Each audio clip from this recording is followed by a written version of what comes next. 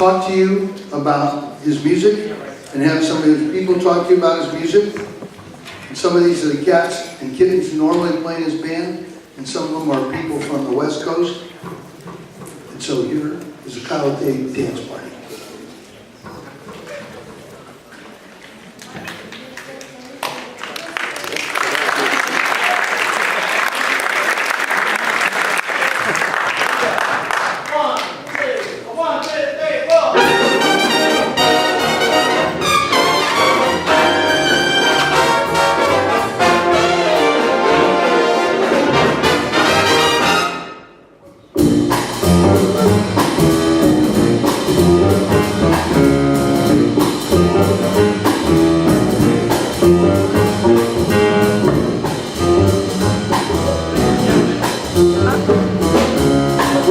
Talking to you today about big band.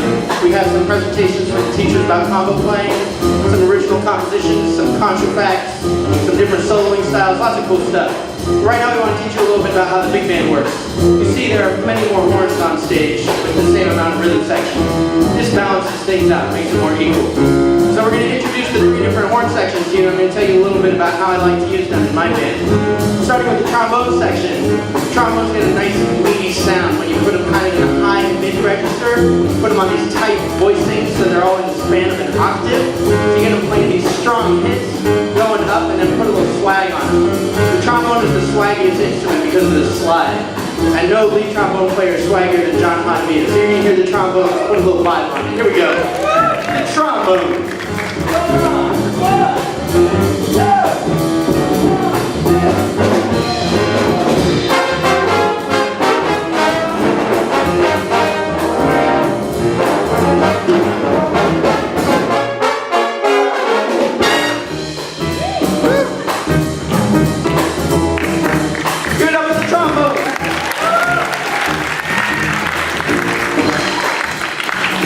Moving on, staying with the brass section, going to the trumpets.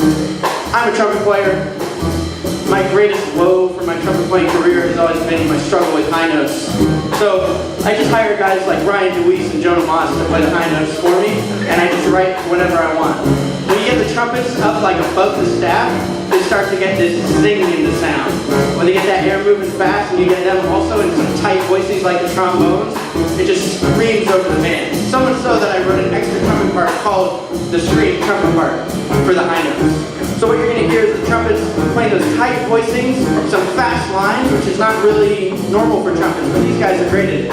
So you're going to hear some pretty awesome trumpet playing right here. Here we go, the trumpets.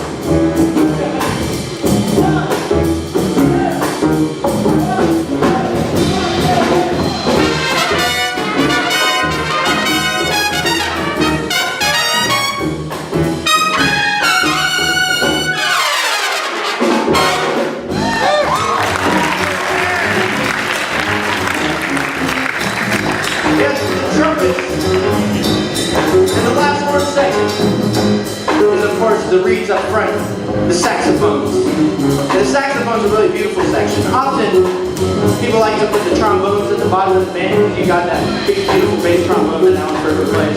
But when you get the saxophones, putting all 6 of their first fingers down, so they're playing D and below, or even D sharp, they get this rich overtone to their sound, putting it low end. So I like these big, thick, spread out sax voicings that get this big, rich sound. And then they, of course, do all these fast lines that only sax players can play because they wiggle their fingers like crazy. Michael Brecker, John Coltrane, you know, Alex Hahn, Pratt, pick your name. So the last thing that the saxes do, we call it putting a vibe on it. You're going to hear some vibrato, you're going to hear some scoops, more swaggy stuff. We're about swaggy stuff. When you have lead outs like Alex Hahn, you can't help it. Get excited. So here's the saxophones putting a vibe on it.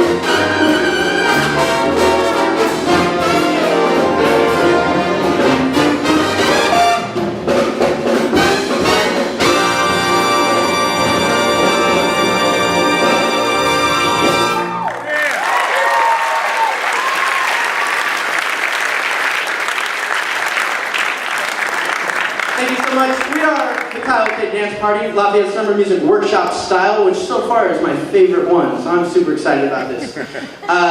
Before we go on with the music, I just want to explain a couple things about the rhythm section that you're going to be hearing. With a lot of big band music, the drums sort of set up fills, right? You got the shout chorus and the horns. The drums sort of catch these hits. Did I do that? I'm sorry, that was me. Oh. So the drums end up catching these hits, and it's very sort of supportive. But one thing that you'll hear if you listen to Buddy Rich's big band is that the drums are actually more of a solo instrument, and the horns are supporting. So what we like to do is sort of go in between those two things, where sometimes the drums are kind of doing whatever they want, and other times they're supporting the horns or doing whatever they want, or whatever I want, because I write it. And what we're going to do now is we're going to have Hahn talk to you a little bit about what it's like to play saxophone in a big band. Some of the stuff's going to be about when he has to read music and play as a lead alto, and other stuff, well, I don't even know what he's going to say. So please give it up for Hahn.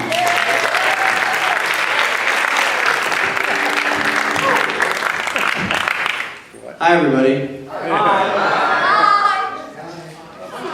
So playing Kyle's music is so fun for many reasons, but especially on this chart, there's so many things happening just in terms of the saxophone section, where everybody in the section's job is super, super, super important.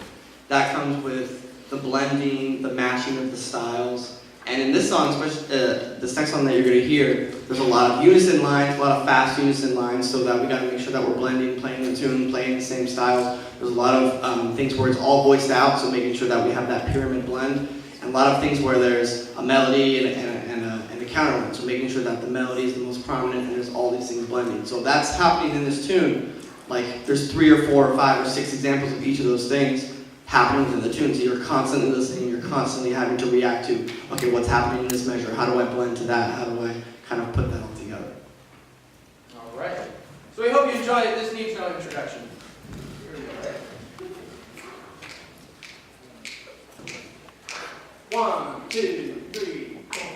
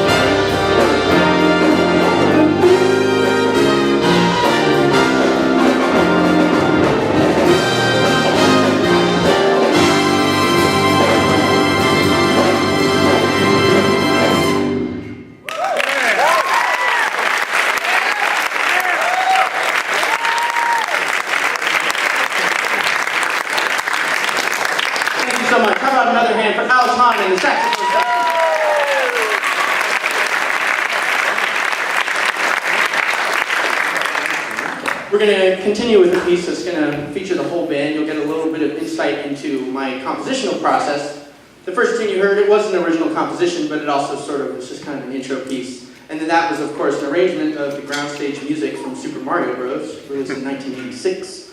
And this next piece is also inspired by Japanese media, Mario being a Japanese video game.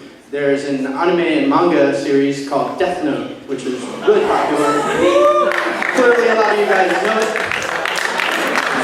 And for those of you who know it, you'll know the deep meaning behind this tune. For those of you who don't know it, I don't want to spoil the meaning. So all I'll say is that it's about one of the main characters, a detective named L. And there's a scene where he puts his ear out and he says, "Do you hear that in the distance? It's cathedral bells." And there aren't really cathedral bells, he's a kooky guy. But I was inspired by this show to write a piece of music. And so when you see something and you're inspired by it and you want to write something, there's often just like one little thing that gives you an idea. And that can spur the whole piece. So Nate Sparks, our excellent pianist, is going to play for you the one sound that I came up with when I saw this scene. I was like, oh, cathedral bells. So that's the sound of the cathedral bell that I came up with. And it comes back, it's a recurring theme throughout the piece, and it sort of marks the beginning of a new section. So this piece sort of features a lot of different ensemble playing. There's no improvising, which is something that does happen a lot in big band music. You almost never hear a combo piece with no improvising, but this particular piece, the only part that's improvised is the drum part, because it's like, kind of play with brushes here, move mouths here, but do whatever you want. That's a typical thing that happens in drum parts. But all of the notes are written here for the horns, and you'll hear a lot of counterlines. It's in a kind of a weird time feel. It's 12/8, which is going to be felt like 1, 2, 3, 4, 5, 6, 7, 8, 9, 10, 11, 12. So sometimes they're having to count 8 notes, sometimes they're counting dotted quarter notes, sometimes they're counting half notes. It gets crazy, but I hope you enjoy it and have fun sort of listening to how the different sections all interact with each other on this piece, which is entitled L's Shadow.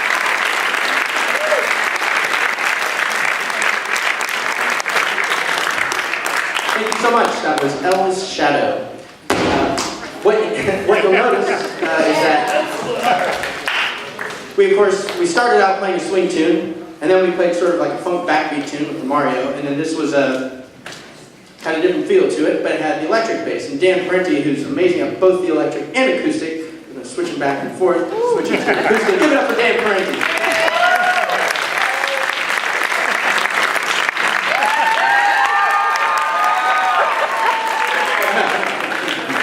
He doesn't need all that.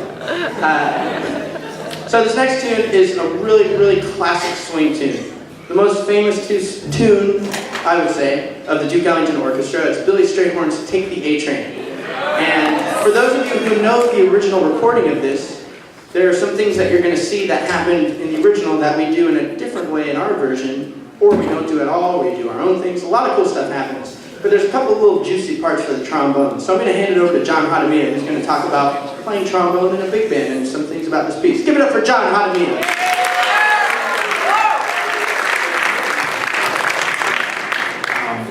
One of my favorite things about playing trombone in a big band is I feel like the trombone has a really wide range in which it sounds good. And you're going to hear a lot of that in this piece. Like we have really low notes, we have like way below the bass clef, we have really high notes that are like up at the top of the treble clef. And I really like that about playing a trombone in a big band because you kind of have this wide variety of textures that you can choose from. And also, a lot of times the trombones are left with providing a lot of the chordal information in a band. We get a lot of the pads and the harmonic information, and there's a lot of ways that we can use that, kind of just by like changing the timbres. So sometimes, you know, the trombones have this really lush, warm sound. The trombones can also be playing with a lot of edge and really like brassy and powerful.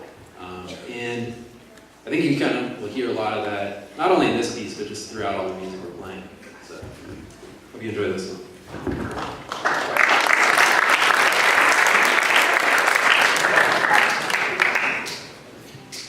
Here we go. 1, 2, 3, 4.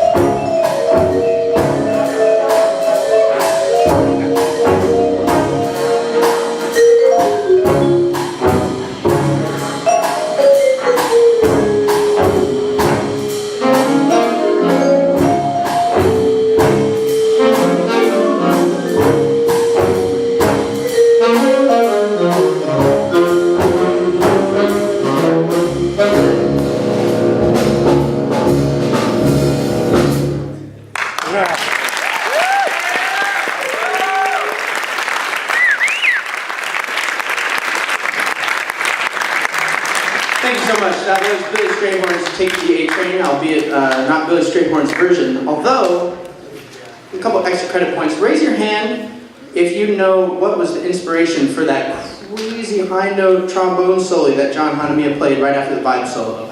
Does anybody know what that was supposed to represent from the original version?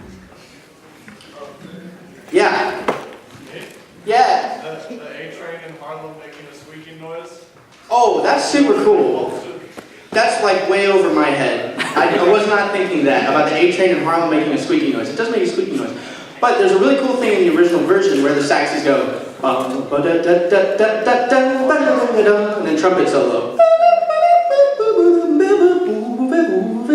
And it goes saxes, trumpet, saxes, trumpet. Here we did trombone, sax, trombone, sax. So it was the send-off for the alto solo. So if you go to our website, KyleAthaydDanceParty.com, and you listen to that recording, which is available for free download, then you can compare it with the original Duke Ellington Orchestra recording, where how the send-off for the solo section works. So it's pretty cool. This next piece is another example of original compositions, and it is yet another example of compositions without any improvised solo sections, which, as you can tell, is now something that I like to do a lot. I like everyone soloing, but I also like how they play my music, so I just want to keep hearing them play it. I'm going to briefly tell you about this tune, and then I'm going to turn it over to another band member who's going to tell you some things about it. But I just want to let you know, you're going to hear sounds of fanfares, you're going to hear some sort of majestic major chords. The idea of this piece is that it was inspired by the Olympics. During the London Olympics, I was watching and just loved all of it. I always loved the Olympics. And there's this thing called the Olympic movement, where the Olympics do more than just put on the sporting events. They really try to unify different peoples from different nations. And so the Olympic movement is a thing that all the athletes are really serious about. And Karani James went on, he was getting interviewed, and he's like, man, the Olympic movement, just connecting people, that's what it's all about. He won the gold medal. It's like, oh man, what does he care about the Olympic movement? He's just winning gold medals. But no, everyone really cares. So it's a really cool, beautiful thing. I just love the sound of the music of the Olympics, with the Copeland fanfare for the common man and John Williams' Olympic fanfare. There's just so much great music and great feelings about it. So I try to capture that in this piece, which is called The Movement.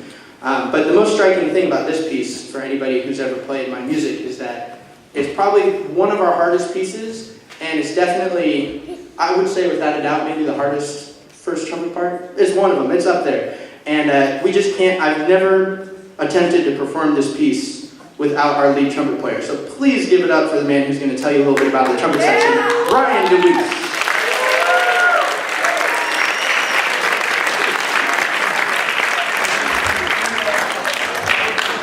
All right, first things first, how's everybody doing? Yeah. Give it up for Kyle Athayde.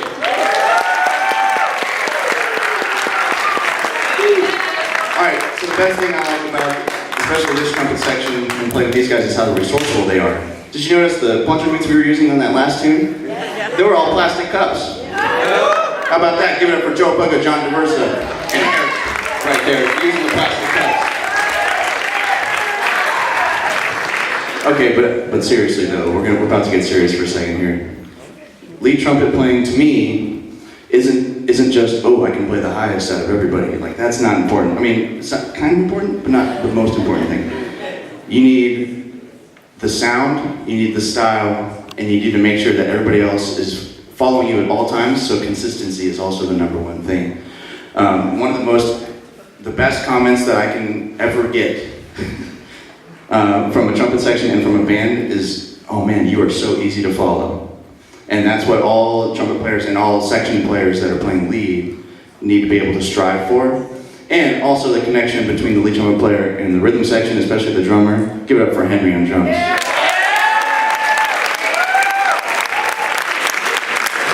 So that connection is also the connection between the other wind section, leaders. So Alex Hahn and Jon Hatamiya, give it up for those guys.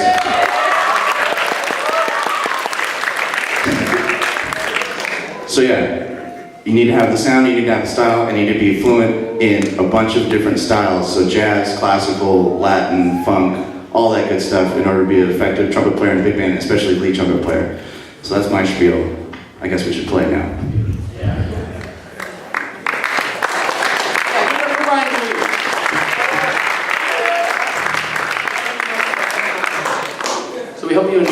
the movement.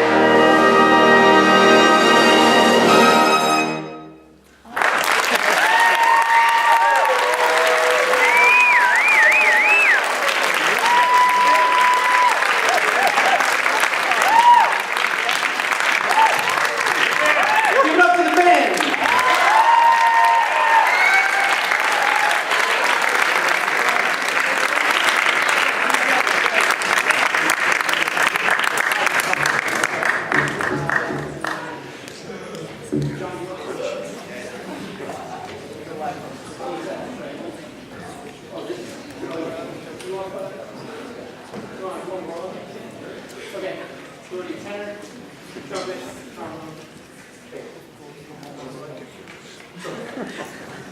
We're just figuring out the solo order real quick on this one. We've actually never played it before together, so this is exciting. But this is similar to other big band tunes you would hear because it's kind of like a head, solo's head. There's not really a shout chorus on this, but we got some backgrounds. But the thing, this will be the last tune we'll play for you, and the thing I want to leave you with is that with the dance party, we want things to be joyful. And music in general is so joyful, so amazing. Even when you're hearing something that's like sort of slow and pensive, it's still such a joy to just be able to experience music. And to be able to experience jazz, especially when people are putting their own flavor on the music that they're playing. And that happens in every style of music, even fully written out classical music. But with jazz, there's something extra special about it because we spend so much time practicing, learning theory, and transcribing solos and understanding all this harmony. But then you get together and you're playing, and there's 20 of us up here, and we're just having a great time playing together. And that's what it all comes down to. It's the reason we love music, because it makes us feel good, and you're pursuing something that feels greater than just mundane, everyday sort of, I go to the store, doing whatever, I don't know, whatever the mundane things are. I'm not used to them, because I do music all the time. And this last tune is really meant to embody that sort of spirit, where it's just kind of a big party. You're going to hear a lot of solos. You're going to hear Dan Pratt, Jon Hatamiya, Jon Daversa, Dan Parenti. I mean, we could have everyone solo, but we don't have enough time for that. So we're just going to leave you with this one piece. It starts out with a familiar piece. It's just our arrangement of a chorale from a certain country's national anthem, written for my first lead trombone player, whose name was Andy Clausen. And he's probably the second best lead trombone player I've ever had in my band. Then we needed to move on. You know, you have to find new people. And when I found Jon Hatamiya, he was playing.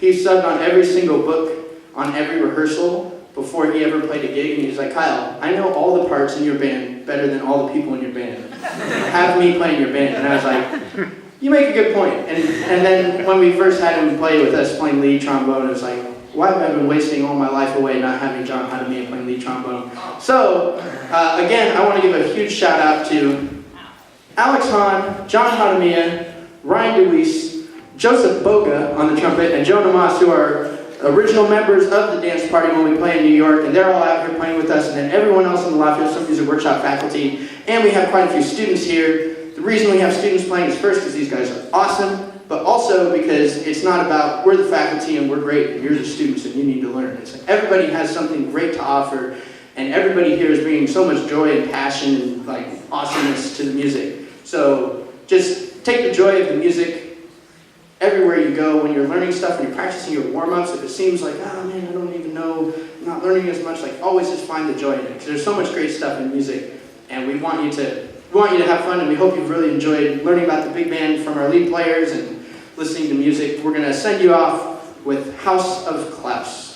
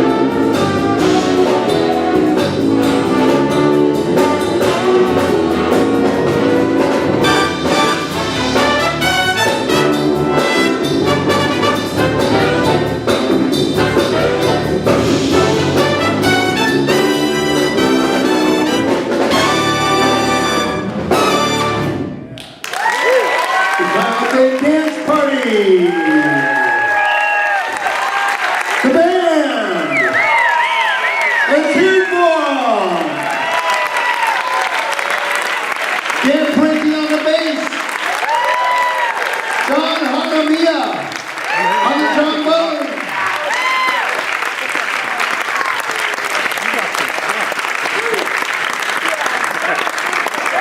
Daversa on the trumpet. Pratt on the tenor saxophone. And it's step time. You can have free downloads of the Kyle Athayde Dance Party at his website, the Kyle Athayde Dance Party. That's a free downloadable album. His newest album you can purchase like